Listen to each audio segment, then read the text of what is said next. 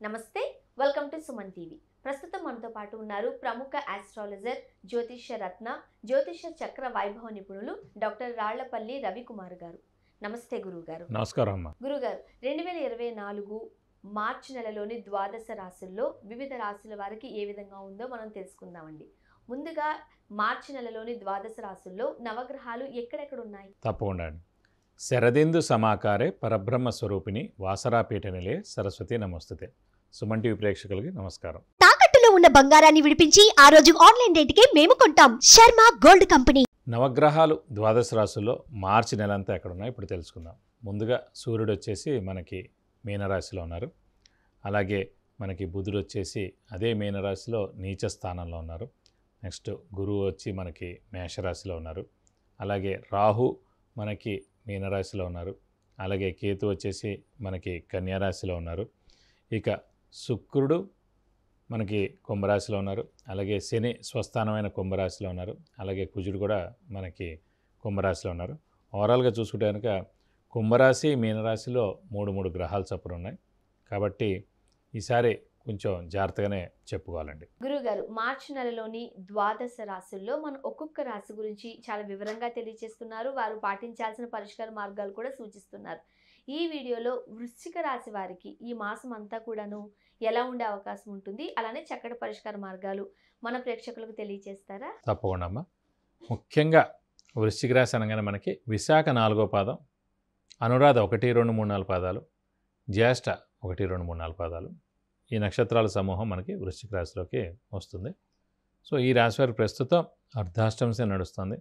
గురువు 6వ స్థానంలో ఉన్నాడు. రాహుకేతుల బలం మటుకు పరిపూర్ణంగా బాగానే ఉంది. ఎందుకంటే రాహు పంచమ స్థానంలో ఉన్నాడు, కేతు లాభస్థానంలో బాగున్నారు. ముఖ్యంగా ఈ గురుబలం తక్కువగా ఉండడం చేత దైవబలం, దైవానుగ్రహం తక్కువగా ఉండడం, ఎక్కడికి వెళ్ళినా పనులు జరగకపోవడం, శుభకార్యాలు ఏమైనా కూడా అన్నీ పోస్ట్పోన్ అవ్వడం, అయితే సంతానం విషయం గురించి ఎంత ట్రై చేస్తున్నా కూడా అది కలక్కపోవడం, వివాహ ప్రయత్నాలన్నీ కూడా ఆలస్యం అవ్వడం, ఇవన్నీ కూడా గత సంవత్సరం నుంచి జరుగుతున్నాయండి. ఇదంతా కూడా ముఖ్యంగా గురుబలం లేకపోవడం. ఇవన్నిటి కూడా చెక్ పెట్టే సమయం మటుకు ఏప్రిల్ 22వ తారీఖు అండి. ఎందుకంటే సప్తమ స్థానంలోకి గురువు ప్రవేశిస్తాడు వృశ్చిక రాశి. 22 అని మీరు అంటున్నా, అది 2025, ఇంకా ఆల్మోస్ట్ ఒక 1 ఇయర్ ఉంది కదండి. అది అర్ధాష్టంశేనండి. గురుబలం గురించి చెప్తున్నాను. గురుబలం అనేది ఏప్రిల్ 22వ తారీఖుకి మారుతాడు. ఒక నెల. అందుకే ఇంకొక నెల ఓపి పడితే ఈ అర్ధాష్టంశన ఎఫెక్టు, ఈ గురుబలం లేని ఎఫెక్ట్ రెండు కూడా కనీసం ఒకటైనా బయటపడినట్టు. కనీసం గురు బాణ అంటే మిగతా అన్నీ బాగున్నట్టు. కనీసం శుభకార్యాలు ఇంట్లో, ఒక మంచి ఉద్యోగం రావడం, ఒక ప్రమోషన్ రావడం, ఒక వివాహం కాని వారికి వివాహం అవడం, సంతానం లేని వారికి సంతానం కలవడం, ఇవన్నీ కూడా ఒక్కొక్క పని జరుగుతుంటుంది అన్నమాట. కాబట్టి వృశ్చిక రాశి వారు ఏంటి ఈ నెలలు కూడా మౌనంగా ఉండడం ఉత్తమం. నేను ఆరోగ్య విషయం కానివ్వండి, డబ్బు ఖర్చు విపరీతంగా ఉండి, అనవసరమైన మాటలు పడడం కానీ, అనుమానం కలిగే పనులని జరగడం కానీ, ఇవన్నీ కూడా జరుగుతున్నాయన్నమాట. గత ఏడాది నుంచి చాలా దారుణమైన పొజిషనే వాళ్ళకు ఉంది. సో ముఖ్యంగా వాళ్ళకి ఇంకా మెయిన్ పాయింట్ అంటే చంద్రుడు మనస్కారకుడు, బుద్ధికారకుడు ఎవరికైనా సరే. అలాంటి చంద్రుడు ఒక వృశ్చిక రాశిలో నీచ స్థానంలో ఉంటాడు, ఇంకే రాశిలోనూ ఉండడు. సో ఆ మనస్సు బుద్ధి కూడా అనవసరమైన వేవరింగ్, స్ట్రెస్, స్ట్రెయిన్, మానసిక ఆందోళన ఫస్ట్ బై బర్తే ఉంటుంది వాళ్ళకి వృశ్చిక రాశి వారికి. ఇక్కడ ముందు దాని నుంచి బయటపడాలి. సో ఎప్పుడు పాజిటివ్గా ఉండడం, ధైర్యంగా ఉండడం, ఎవరేం చెప్పినా నమ్మకపోవడం, ఎవరి మీద అనుమానం పడకపోవడం. సో అలా ఉంటే కనుక మెల్లమెల్లగా ఆ చంద్రుడు బలంగా ఉంటాడు. అందుకే చంద్రుడు రిలేటెడ్ ఏమైనా ఉన్నా కూడా పరిహారాలన్నీ కూడా వాళ్ళు ఎక్కువగా పాటిస్తుంటే కూడా చాలా మంచిది. ప్రస్తుతం మనకి అర్ధాష్టంశన ఎఫెక్ట్ కూడా చాలా ఎక్కువగా ఉంది. ఎందుకంటే అర్ధాష్టంశన బలాన్ని ఇంట్లో 5 నిమిషాలు కూడా ఉండలేరు. ఇంటికి వస్తారు ఉద్యోగం చేసి, కానీ 5 నిమిషాలు కూడా ఉండలేరు. అలా కూర్చొనివ్వకుండా ఉంటుంది అన్నమాట. ఎక్కువగా స్థానచలనం, తిప్పడం, డబ్బు ఖర్చు అయిపోవడం, వృధా ప్రయాస, ఆలోచన ఎక్కువైపోవడం, ఎవరిని నమ్మకపోవడం, అందరూ మోసం చేయడం, మిత్రులు కూడా శత్రువులు అయిపోవడం, ఇలా అంతా కూడా దారుణంగా ఉంది. చాలా ఇబ్బందికరంగా ఉంది ప్రస్తుతం. ఎందుకంటే ఇందాక కూడా చెప్పుకున్నాం మనం, ఒక శని మటుకు సింహరాశి అధిపతి అయిన రవి, మేషరాశి అధిపతి అయిన కుజుడు, వృశ్చిక రాశి అధిపతి అయిన కుజుడు. సో రవి కుజుళ్ళకి ఒక ఆట ఆడిస్తాడనమాట. ఎందుకంటే శని శత్రువు కాబట్టి ఈ 3 గ్రహాలు, ఈ 2 గ్రహాలకి, రవికి కుజుడికి.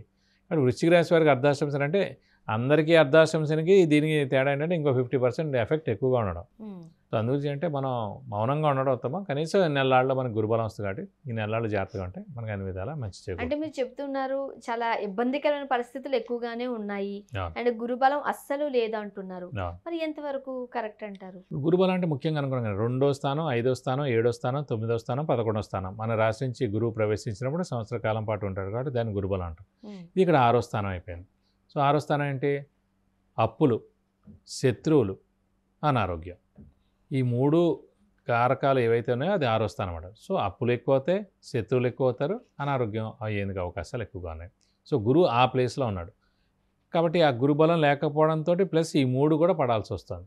అందుకే కనీసం 1 మంత్ అయితే కనుక ఏప్రిల్ 22వ తారీఖుకి గురువు సప్తమంలో వస్తాడు కాబట్టి అప్పటి నుంచి బాగుంటుందని చెప్పుకోవాలి. మరి ఉద్యోగస్తులకి ఎలా ఉండే అవకాశం ఉందంటారు? ఉద్యోగస్తులు ముఖ్యంగా ఏంటంటే అర్ధాష్టమ శని నడుస్తుంది కాబట్టి శని ప్రొఫెషన్ కారకుడు, ఉద్యోగ కారకుడు కాబట్టి ఉద్యోగం బాగానే ఉన్నా కూడా స్ట్రెస్, స్ట్రెయిన్, మానసిక ఆందోళన అక్కడ బాస్తో కానీ మెయిన్ బాస్తో కానీ ఏదో ఒకటి ఇబ్బందులు కలగడం, కొలీగ్స్తో ఇబ్బంది కలగడం ఏదో ఒకటి ఉంటూనే ఉంటాయండి. ఎక్కువ లీవులు పెట్టడం, లేటుగా రావడం, బద్ధకం పెరగడం ఇవన్నీ కూడా శని పాయింట్స్ అన్నమాట. మరి ఉద్యోగస్తులకి ఎలా ఉంది? వ్యాపారస్తులకి ఎలా ఉంటుంది? వ్యాపారస్తులు కూడా సేమ్ అండి. ఎందుకంటే వ్యాపారస్తులు కూడా మెయిన్ ధన కారకుడైన గురువు 6 ఇంటూ ఉన్నాడు కాబట్టి ధనానికి చాలా ఇబ్బందిగా ఉంటుంది. కొత్త అప్పులు చేయాల్సి ఉంటుంది. అప్పుల వాళ్ళ బెడద తప్పదు. శ్రమకాలం ధనం వ్యర్థం అయ్యేందుకు అవకాశాలు ఎక్కువగా ఉన్నాయి. రావాల్సిన బాకీలు ఆలస్యం అవుతాయి. కొత్త వ్యాపారం కూడా అస్సలు స్టార్ట్ చేయొద్దు. ఎక్స్పాన్షన్కి వెళ్ళొద్దు, స్పెక్యులేషన్ జోలికి వెళ్ళకండి, మధ్యవర్తితో వహించకండి. ఒక్క నెలలు కనీసం మౌనంగా ఉంటే మంచిది. మరి ఇన్ని టెన్షన్స్ మధ్య ఆరోగ్యం ఎట్లా ఉంటుందంటారండి? ఆరోగ్యం కూడా మిశ్రమంగా ఉంటుందని అనుకోవాలండి. ఎందుకంటే స్ట్రెస్, స్ట్రెయిన్, మానసిక ఆందోళన వల్లనే కొత్తగా అనారోగ్యాలని విపరీతంగా వస్తున్నాయి. సో మనం ఎక్కువ స్ట్రెస్ తీసుకోకుండా, స్ట్రెయిన్ తీసుకోకుండా కొంచెం కూల్గా, మౌనంగా, ఎవరితో ఎక్కువగా మాట్లాడకుండా ప్రశాంతంగా ఉంటే కనుక కనీసం ఈ నెలలు ఉంటే కనుక మనకు మంచిదని చెప్పుకోవాలి. అంటే సంతానం గురించి ఏం చెప్తారు? సంతానం అయితే ప్రస్తుతం లేదని చెప్పుకోవాలండి. ఎందుకంటే 6వ స్థానంలో గురువు అంత మంచిది కాదు. సో సప్తమ స్థానంలోకి ఏప్రిల్ 22వ తారీఖు నుంచి వస్తాడు కాబట్టి ఆ సంవత్సర కాలం పాటు ఉంటాడు కాబట్టి ఆ సంవత్సరంలో ఎప్పుడైనా సరే కలిగేందుకు అవకాశాలు ఎక్కువగా ఉన్నాయి. గురుబలం సరిగ్గా లేదు, ఒకవేళ వివాహ ప్రయత్నాలు ఏమైనా జరుగుతూ ఉంటే అది సక్రమంగా జరిగే అవకాశం ఉందా? లేకపోతే వివాహం అయిన వాళ్ళు అనుకోండి, వాళ్ళ వైవాహిక జీవితం ఎలా ఉండే అవకాశం ఉంది? వైవాహిక జీవితం బాగానే ఉంటుందండి, ప్రాబ్లం లేదు అందులో. కానీ వివాహం కాని వారికి మటుకు వాళ్ళు మటుకు ఏప్రిల్ 22 తర్వాతే అయ్యేందుకు అవకాశాలు ఉన్నాయి. వాడు మానవ ప్రయత్నం చేస్తుండాలి. ఈ రోజులండి ఇదివరకులా కాదండి. ఇదివరకు ఒక పెళ్ళికి వెళ్ళారంటే, ఒక అమ్మాయిని చూశారంటే అవతల అబ్బాయి తల్లిదండ్రులు జస్ట్ వాళ్ళు ఓకే అనుకుంటే అక్కడ పెళ్ళి ఫిక్స్ అయిపోయినట్టే. 1 మంత్ లోపల 15 రోజుల్లో పెళ్ళి అయిపోయేది. ఇప్పుడు అలా కాదు. ఇప్పుడు మొత్తం 99.9% అంతా కూడా మీకు తెలుగు మ్యాట్రిమోనో ఇంకో మ్యాట్రిమోనీలో ఇస్తారు. 0.1%కి పెళ్ళి ఫిక్స్ అవ్వడానికి 1-2 ఇయర్స్ పడుతుంది. ఎక్కడైనా రూల్ అంతే అండి. ఎక్కువగా అతిగా ఉంటే కనుక అది ఆలస్యం అయిపోద్ది అన్నమాట. ఏదైతే అందుకే ప్లాటినం చూడండి తక్కువగా ఉంటుంది, కాస్ట్ ఎక్కువ. ఎక్కువగా ఉందనుకోండి ఐరన్ లాగే 10 రూపాయలే ఉంటుంది కేజీ.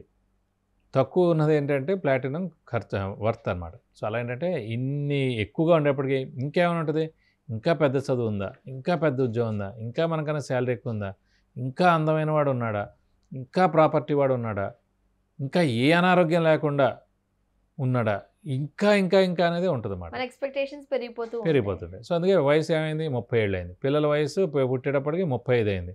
ఖచ్చితంగా వాళ్ళ పిల్లల పెళ్ళి అయ్యే లోపల తల్లో తండ్రో ఉండకుండా ఉన్న పొజిషన్ 90% అయిపోయి ఇప్పుడు చూడండి, తల్లో తండ్రో లేకుండా పిల్లల పెళ్ళిళ్ళు అవుతున్నాయి. అది పరిస్థితి. మరి ఇదివరకు మనవాడు ముని మనవాడు కూడా పెళ్ళి చూసే ఉండేవారు వాళ్ళు. సో మీ వయసు ఏంటంటే 20-25 కల్లా అమ్మాయి పెళ్ళి అయిపోవాలండి. 28-29 లోపల అబ్బాయి పెళ్ళి అయిపోవాలి. ఇంకా లేట్ అయిపోద్ది. ఇప్పుడు చూడండి, ఎవరు సంతానం మామూలుగా కలిగేది, ఇప్పుడు సంతానం అయింది. మీరు ఆ ఫెర్టిలిటీ సెంటర్స్ చుట్టూ తిరగడం సరిపోతుంది. పెళ్ళైన ప్రతి 10 మందిలో మినిమం 3-4 సంతానం ఉండట్లేదు. పెళ్ళైన తర్వాత వాళ్ళు ఎన్నో లక్షలు ఖర్చు పెట్టాల్సి వస్తుంది. సో అందువల్ల చాలా ఇవన్నీ ఇబ్బందులు కూడా ఏంటంటే కొంచెం టైం బట్టి చేసుకోవాలి, వయసు బట్టి. వయసు మీరకూడదు. అలాగే కొంచెం మ్యాచ్ మేకింగ్ పర్ఫెక్ట్గా జరగాలి.